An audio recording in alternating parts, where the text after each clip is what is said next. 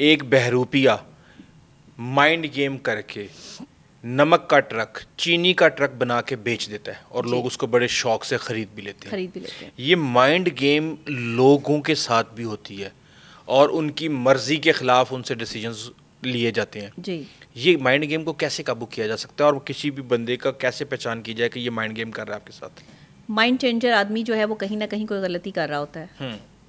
Mind changer artificial ہوتا ہے. ہاں آرٹیفیشل ہوتا ہے. اچھا یہ پراپر آرٹیفیشل نہیں ہوتا, کہیں نہ کہیں کوئی ایک غلطی کر رہا ہوتا ہے. جو کسی کا بھی مائنڈ چینج کرنے کی صلاحیت رکھتا ہے اس میں یہ کیپیسٹی ہوتی ہے کہ وہ جھوٹ بہت اچھا بولتا ہے, کیونکہ جھوٹ کی بیس پہ اس کی پروڈکٹ بک رہی ہے, دھوکے کی بیس پہ اس کی پروڈکٹ بک رہی ہے. اور جھوٹ اور دھوکہ بہت دیر تک مائنڈ گیمرز جو ہوتے ہیں یہ تبدیل نہیں کر سکتے. جھوٹ کو زیادہ دیر تک چھپا نہیں سکتے اور دھوکے کو زیادہ دیر تک جو ہے یہ پہچان نہیں سکتے. تو کیا ہوتا ہے کہ کہیں نہ کہیں کوئی نہ کوئی ایک ایسا شخص ان کو ضرور ٹکر جاتا ہے جو ان کی اپنی ٹکر کا ہوتا ہے. جو بندہ اپنے آپ کو بہت چلاک سمجھ رہا ہوتا ہے نا, اس کے آگے جو ہے وہ اللہ کی طاقت آ کے لیکن یہ شارٹ ٹرم ایڈوانٹیج تو لے جاتے ہیں. وہ تو پھر ظاہری بات ہے. اب جتنی دیر میں یہ صرف پاکستان میں ہوتا ہے, اگر آپ جو ہے وہ ترقی یافتہ ممالک میں دیکھیں تو وہاں پہ یہ مائنڈ چینج کرنے والے لوگ اتنی آسانی سے کامیاب نہیں ہوتے. ان کی پکڑ وہاں پہ زیادہ ہے. اس کی وجہ یہ ہے کہ جو بھی ڈپلومیسی کرتا ہے, جھوٹ بولتا ہے, دھوکہ دے کے چیز پروڈکٹ فروخت کرتا ہے یا اپنے آپ کو جو ہے وہ بیچنے کی کوشش کرتا ہے کہ اپنی جو ہے وہ کوئی چیز جو ہے وہ بیچ رہا ہے, وہ وہاں پر نہیں چل سکتا. ترقی یافتہ اور پڑھے لکھے معاشرے میں یہ چیزیں نہیں ہوتی. یہ صرف جہاں جاہل زیادہ بستے ہیں یا جہالت زیادہ ہوتی ہے وہاں پہ ان کی چیز جو ہے وہ بک سکتی ہے. اوکے اچھا, میں نے یہاں پہ دیکھا کہ ہماری نوجوان نسل کو اب آزادی چاہیے, ہر چیز میں بہت زیادہ آزادی چاہیے. جبکہ میرے یہ خیال میں آپ کو ایک نظریہ آپ کے سامنے رکھ دیتا ہوں, پھر آپ اس کے بعد بتائیے گا. انسان پیدا ہوتا ہے ڈپینڈنس, اس کو فیڈر اور پیمپر تک اس کے چینج کرنے کے لیے کسی بندے کی ضرورت ہوتی ہے, ماں باپ کی ضرورت ہوتی ہے. اس کے بعد پھر وہ ہو جاتا ہے انڈیپینڈنٹ جب وہ خود نوکری کرتا ہے اور آگے. لیکن کامیاب وہ اس وقت ہوتا ہے جب وہ انٹر ڈیپینڈنٹ ہوتا ہے, وہ ایک گروپ کے ساتھ رہتا ہے, ان کی سکلز کو یوز کر کے ایک پروڈکٹ کے میں فارم لانے کی قابلیت پیدا کرتا ہے. جی پھر اس وقت لوگوں کا آزادی, اپنے فیصلوں کے لیے آزادی, حالانکہ خاندانی نظام ایک انٹر ڈیپینڈنس ہے کہ آپ ہر ایک کے ایکسپیرینس سے فائدہ اٹھا کے آپ اپنے ڈیسیجنز کو لیتے ہیں. یہ آزادی آپ کے خیال میں تباہی کا دوسرا نام نہیں ہے؟ دیکھیں ہر بندہ آزاد ہے, ہر بندے کے پاس آزاد سوچ ہے تو وہ آزاد ہے. لیکن کچھ خاندانی ویلیوز ہوتی ہیں, کچھ معاشرے کی ویلیوز ہوتی ہیں, کچھ آپ کو انڈیپینڈنسی میں انڈیپینڈنسی میں جو ہے وہ چیزیں دیکھنی پڑتی ہیں کہ اگر کسی بڑے کا ایکسپیرینس ہے اور وہ آپ کو کسی ایسی چیز سے روک رہا ہے کہ یہ چیز تمہارے لیے نقصان دہ ثابت ہو سکتی ہے, تو آپ ایک دفعہ ایکسپیرینس کرنے کی بجائے اس کی بات سن لیں. وہ کہتے ہیں ہم اپنے فیصلوں کا اختیار دوسروں کو کیوں دیں؟ بس یہی تو بات ہے, جب ہم بڑوں کے ایکسپیرینس سے نہیں سیکھتے تو ہم نقصان اٹھاتے ہیں. تباہی آج کیوں آ رہی ہے؟ ینگسٹر ہمارا آج پریشان کیوں ہے؟ ینگسٹر ہمارا آج تباہی کے دہانے پہ کیوں کھڑا ہے؟ کیونکہ اس نے بڑے کی بات ماننی نہیں, اس نے سننا ہی نہیں. جو اس سے زیادہ ایکسپیرینس لوگ ہیں وہ ان کے ایکسپیرینس سے فائدہ اٹھا ہی نہیں رہا. اگر کوئی 1 گھنٹہ بھی آپ سے پہلے پیدا ہو گیا نا دنیا میں, تو وہ 1 گھنٹہ بھی وہ آپ سے بڑا ہے.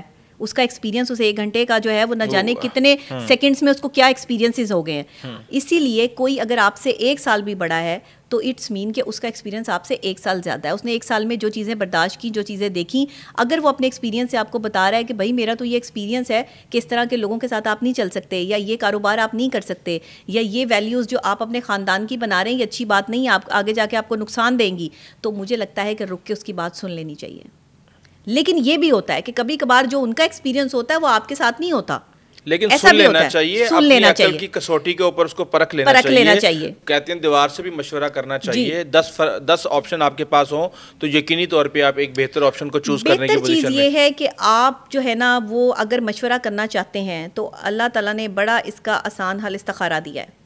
اگر آپ اپنے کام کے حوالے سے مشورہ کرنا چاہیں, ہم سفر کے حوالے سے مشورہ کرنا چاہیں, ریلیشن شپ کے حوالے سے مشورہ کرنا چاہیں, تو استخارہ اللہ سے مشورہ ہے.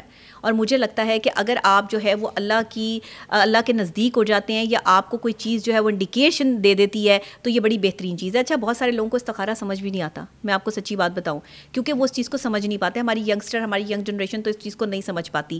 لیکن پھر آپ اللہ کے ساتھ جو ہے وہ اپنی پریشانی ضرور شیئر کریں, اللہ کو بتائیں ضرور کہ آپ کس تکلیف میں ہیں. یہ نہیں کہ اللہ کو پتہ نہیں چل رہا کہ آپ کس تکلیف میں ہیں, لیکن وہ آپ کی زبان سے سننا چاہتا ہے. وہ آپ کو گڑ گڑاتے ہوئے اور جو ہے وہ ہاتھ اٹھائے ہوئے جو ہے بندہ اس کو بڑا پسند ہے, اس کو عاجز بندے سے جو ہے وہ محبت ہے. تو لوگوں سے جو مشورے لیتے پھر رہے ہیں, لوگوں کے جو ایکسپیرینس سے فائدے آپ جو ہے وہ نہیں اٹھا رہے یا نہیں ان کی بات مان رہے, تو کم سے کم آپ اللہ سے مشورہ ضرور کریں. مجھے لگتا ہے کہ یہ کام بڑا آسان ہے. میں نے زندگی میں یہی چیزیں سیکھی ہیں, اور جو چیزیں میں نے سیکھی ہیں یہ میرا ایکسپیرینس ہے. نہ میں نے یہ کسی کتاب میں پڑھا اور نہ ہی شاید جو ہے وہ میں یہ سمجھتی ہوں, لیکن قرآن اس چیز کی تصدیق کرتا ہے. قرآن کہتا ہے کہ اللہ سے مشورہ کریں, قرآن کہتا ہے کہ اللہ سے آپ کا ایک تسمہ بھی ٹوٹ جائے تو اللہ سے مانگیں.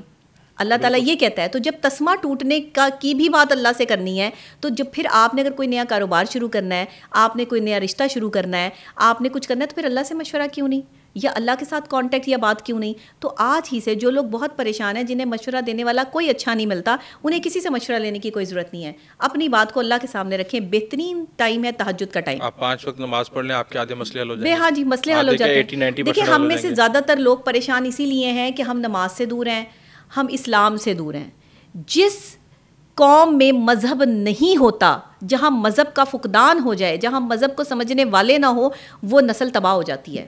جس طرح جس فصل پہ بارش نہ ہو وہ فصل تباہ ہو جاتی ہے. بالکل صحیح. اچھا, اگر کوئی اداس ہے اور زندگی سے بیزار ہے, تو آپ کیا کہیں گی کہ اس کے ساتھ کیا ہو گیا؟ زندگی سے کس کیفیت کا شکار ہے وہ؟ زندگی سے جو بیزار ہے وہ اپنی خود کی وجہ سے بیزار ہے. کسی نے اس کو بیزار نہیں کیا. ہم نے لوگوں کو خود موقع دیا کہ وہ ہمیں دھوکہ دیں. ہم نے لوگوں کو خود موقع دیا کہ وہ ہمارے ساتھ فراڈ کریں. ہم نے خود لوگوں کو موقع دیا, لیکن اب اس کا مطلب یہ بھی نہیں کہ ہم کسی کو موقع نہ دیں. یہ بھی تو ہو سکتا ہے کہ کوئی شخص بہت زیادہ محنت کرے اور وہ زندگی میں جو کچھ حاصل کرنا چاہتا ہو وہ اس کو نہ مل رہا ہو, وہ تھک جائے, اور اس طرح کی 1000 ایسی چیزیں ہیں. تو اس کے بھی قصوروار ہم خود ہی ہیں نا. اس کے قصوروار بھی ہم خود ہیں کہ آپ نے شاید اس جگہ کوشش ہی نہیں کی جہاں پہ آپ کا نصیب لکھا تھا. یہاں کوشش کرتے رہیں آپ مختلف. اچھا, ایک جگہ پہ آپ نہیں چل رہے, بار بار ناکام ہو رہے ہیں, بار بار ناکام ہو رہے ہیں, تو راستہ بدل کے دیکھیں نا. راستہ کیوں نہیں بدلتے؟ اگر آپ ایک ہی سمت پہ چل کے جو ہے وہ بار بار گرتے ہیں, بار بار اٹھ جاتے ہیں, آپ کا وہ راستہ ہی نہیں ہے جہاں اللہ نے آپ کے لیے لکھا ہی نہیں مقصد. جو فارمولہ کامیاب نہیں اور اس کو بدلنے بار بار. 10 سال میں ایز این اینکر پرسن مختلف چینلز پہ پروگرام کرتی رہی, اللہ نے مجھے وہ عزت نہیں دی. 1 سال میں نے صرف اپنی سائیکالوجی پہ کام کیا. 1 سال میں نے اپنی اس ایکسپرٹی پہ کام کیا جو ڈگری میرے پاس تھی. اس سے پہلے میں نے اس ڈگری کو جو ہے وہ صرف طاق میں رکھا ہوا تھا. لوگوں کو پتہ بھی نہیں تھا کہ میں کلینکل سائیکالوجسٹ ہوں یا میرا جو ہے وہ سائیکالوجی سے کوئی لینا دینا ہے. میں صرف ایز این اینکر ہی اپنے آپ کو آزماتی رہی کہ نہیں, مجھے ایز این اینکر ہی اپنا نام بنانا ہے, مجھے سائیکالوجی کو کرنا ہی نہیں, مجھے لوگوں کو بتانا ہی نہیں سائیکالوجی کے بارے میں. میری غلط سوچ تھی وہ. جس دن میں نے یہ تہیا کیا کہ مجھے اپنی ایکسپرٹی جس میں میں بول سکتی ہوں, جس میں میری کمانڈ ہے, وہ میں لوگوں کے سامنے لے کے آؤں, میں نے راستہ تبدیل کیا. راستہ تبدیل ہوا تو اللہ نے جو ہے وہ ہاتھ پکڑ لیا, کیونکہ راستہ ہی کوئی اور تھا. آپ کو شہرت ہی کہیں اور سے ملنی تھی. آپ کو اس جگہ پہ جہاں بیٹھے ہوئے آپ 10 سال سے محنت کر رہے تھے, 10 سال لگ گئے مجھے ڈاکٹر نبیہہ علی خان بننے میں. 6 سال جو ہے وہ میری ایکسپرٹیز کے ایز اے کلینکل سائیکالوجسٹ کہ میری میں جو ہے وہ اس میں دیکھتی رہی, اس کو پورا پروسیس کرتی رہی. اور پھر اس کے بعد جو ہے وہ میں نے ایک وقت میں یہ سوچا کہ شاید ریلیشن شپ میں ڈیل کر رہی تھی. آپ نے زندگی کے اندر جو کوئی کام بھی کیا ہوا ہوتا ہے وہ آپ کو آگے جا کے سپورٹ کرتا ہے. اگر ڈاکٹر نبیہہ علی خان پولیٹیکل شو نہ کرتی تو ڈاکٹر نبیہہ خان کبھی بھی یہ بھی نہ کر پاتی. بالکل ایسا ہی ہے, سپورٹ کرتا ہے. لیکن آپ کو شہرت کہاں سے ملنی ہے یا آپ کو جو ہے وہ آپ نے آگے کیسے بڑھنا ہے, راستہ تبدیل کرنا چاہیے. آپ کچھ نہ کچھ کر رہے ہو تو آپ کو پھل اس کا مل ہی جاتا ہے. اچھا, آج کل یہ ٹرم بڑی چل رہی ہے, گیس لائٹ کر دیا تم نے مجھے گیس لائٹ کر دیا اور اس کے بعد تمہارا قتل بھی واجب ہے. یہ کیفیت گیس لائٹ کی کیا کیفیت ہے, یہ کس طرح ہوتی ہے, اور اس کے بعد اگلے بندے کو کتنا حق ہوتا ہے کہ وہ اس گیس لائٹ کا فائدہ اٹھاتے ہوئے ایڈوانٹیج لے؟ گیس لائٹنگ ایک بہت ہی خطرناک چیز ہے. گیس لائٹنگ جس شخص کے ساتھ ہو رہی ہوتی ہے وہ مجبور ہو جاتا ہے, اور اس چیز کو جو ہے وہ ماننے پر کہ جس شخص کی طرف سے یہ گیس لائٹنگ جو ہے وہ کی جا رہی ہوتی ہے, کیونکہ اس میں دوسرے کو انڈوز کیا جا رہا ہوتا ہے کہ تم غلط ہو, تم میں یہ بات ماننی پڑے گی, تم یہ بات جو ہے وہ مانو. جب کسی کو انڈوز کیا جاتا ہے تو وہاں پر آ کر جو ہے وہ تکلیف اور اذیت اس شخص کو پہنچ رہی ہوتی ہے. گیس لائٹنگ میں جو اس وقت سب سے زیادہ پرابلم آ رہی ہے وہ یہ ہے کہ ہمارے معاشرے میں اس کی چیز کی سمجھ ہی نہیں ہے. اس پر میں نے ایک پراپر جو ہے وہ پوڈ کاسٹ کیا ہے. اگر میں آپ کو یہ کہوں کہ گیس لائٹنگ کا مطلب غصے میں پاگل ہو جانا, تو کیا یہ صحیح ہوگا؟ ہاں, کہہ سکتے ہیں آپ, بالکل غصے میں پاگل ہو جانا اور کسی کو انڈوز کرنا کہ تم جو ہے وہ غلط ہو, مانو اس چیز کو. غصے میں انسان پاگل ہو کے دوسرے کو ہی کہتا ہے نا کہ آپ مانیں کہ آپ غلط ہیں, اور یا پھر دوسرے کو تشدد کا نشانہ بناتا ہے, اس کو جو ہے وہ مار پیٹ شروع کر دیتا ہے, ایکسٹریم لیول پہ کسی کی جان بھی لے سکتا ہے. گیس لائٹنگ کے مختلف جو ہے وہ اسپیکٹس ہیں, اس میں مختلف اس کی سٹیجز ہیں. دیکھنا پڑتا ہے کہ ایک شخص دوسرے کو کس حد تک گیس لائٹ کر رہا ہے. کبھی یہ باتوں کی صورت میں ہوتی ہے, غصوں کی صورت میں ہوتی ہے, تانوں کی صورت میں ہوتی ہے, انڈوز کرنے کی صورت میں ہوتی ہے. گیس لائٹنگ کو ہم مختلف اسپیکٹس میں جو ہے وہ دیکھتے ہیں. تو آج کل ہمارے معاشرے میں مختلف قسم سے لوگوں کو گیس لائٹنگ کی طرف لے کے جایا جا رہا ہے, اور شاید لوگوں کو اندازہ بھی نہیں ہے کہ گیس لائٹنگ کیا ہوتا ہے. اگر کوئی شخص جو ہے وہ غصے میں پاگل ہو کر آپ کو یہ قبول کروانے میں کامیاب ہو گیا کہ آپ ہی غلط ہے, اور آپ پہ تشدد بھی کیا اور آپ کو مارا پیٹا بھی, جیسے آج ہماری خواتین کے ساتھ بھی اور کچھ مرد حضرات کے ساتھ بھی جو ہے وہ یہ تمام چیزیں ہوتی ہیں, یہ ذہنی امراض ہیں. اور کبھی بھی ایک نارمل بندہ ایکسٹریم لیول پہ غصہ نہیں کرتا, کبھی بھی ایک نارمل آدمی جو ہے وہ ایکسٹریم لیول پہ کسی کے ساتھ جو ہے وہ لڑائی نہیں کرتا. یہ ساری چیزیں جو ہے وہ ہمیں دیکھنی پڑتی ہیں, ٹھیک ہے نا.